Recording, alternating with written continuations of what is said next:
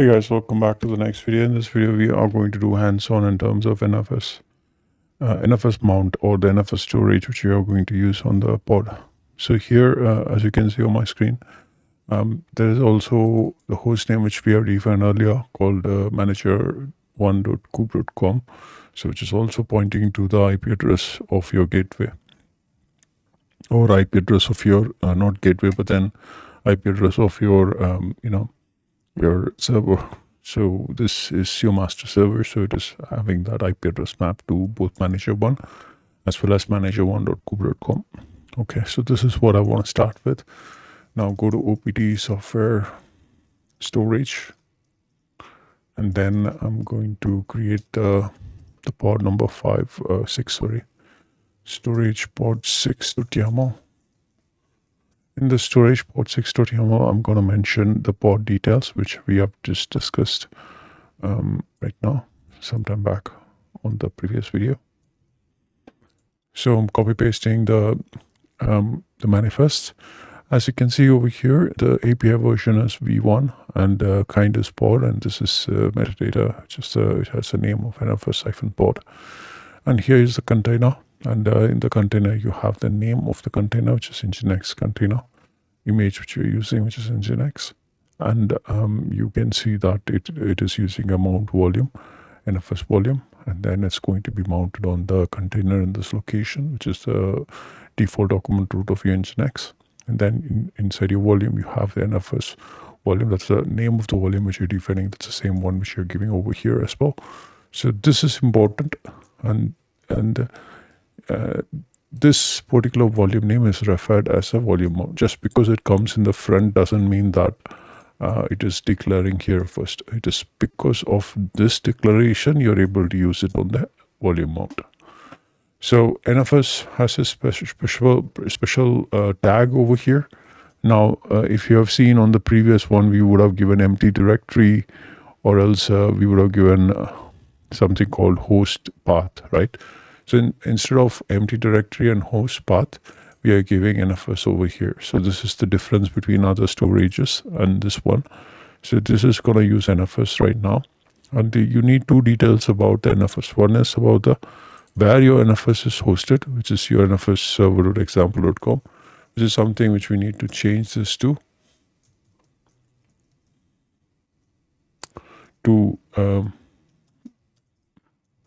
manager1.kube.com. It's your NFS name. And here you need to change the path of where you're going to mount this path of where the NFS is actually mounted.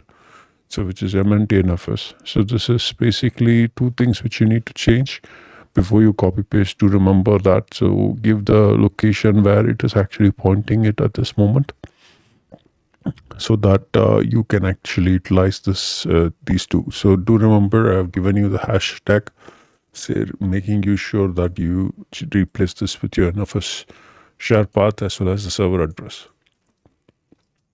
Save and quit this file, and you can go ahead and run this kubectl, apply fnf storage 6.yaml.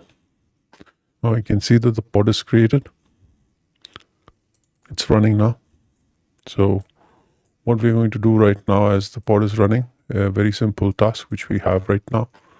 We are going to curl this one. So it should be empty directory. So you're getting 403 because there's nothing on that directory. So now what is the next thing we are supposed to do when you see this error? So you go to MNT NFS. So this is where the NFS file system is shared with your pod. So if I create a file over here like index.html, say like this is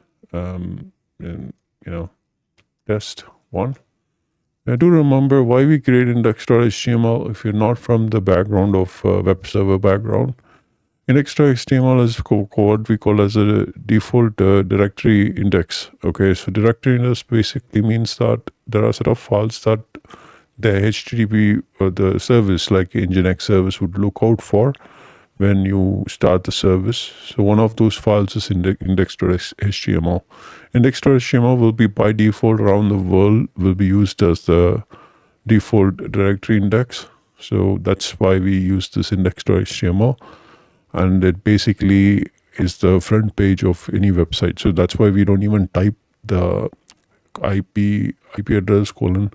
The actual way of typing this would be call http // the name of this file ad/index.html.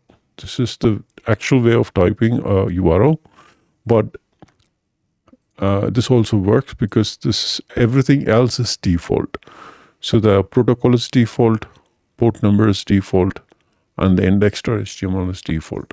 That's why we give this. If you're going to use a HTTPS protocol, you should be mentioning that. If you're going to use any other port number of running your Nginx than 80, you have to specify that. If you're going to update any other file except for index.html, you need to update that. Like you need to put this manually over here. So for example, 81, if you're using HTTPS and you're using index1.html, for example, you may need to specify the full URL like it used to be. But as it's using all default file, so it works. So now what you understand is that the Nginx is using the NFS mount, which is exported in this directory using export fs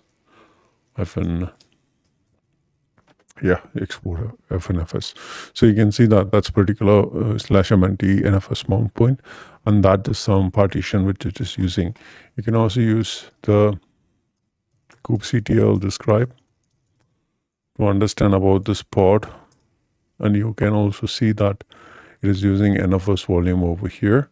Read only is false, which means that it can also write the data in this. So very, very simple method of utilizing this pod. And all you have to do is like kubectl exec -it, name of the pod, bash, and you can actually go to user share Nginx HTML. And you can see that this particular folder is mounted on this manager1.kube.com mntnfs, and you can see the directory where it is mounted on. Very simple. Thank you again for watching this video. I will see you on the next one.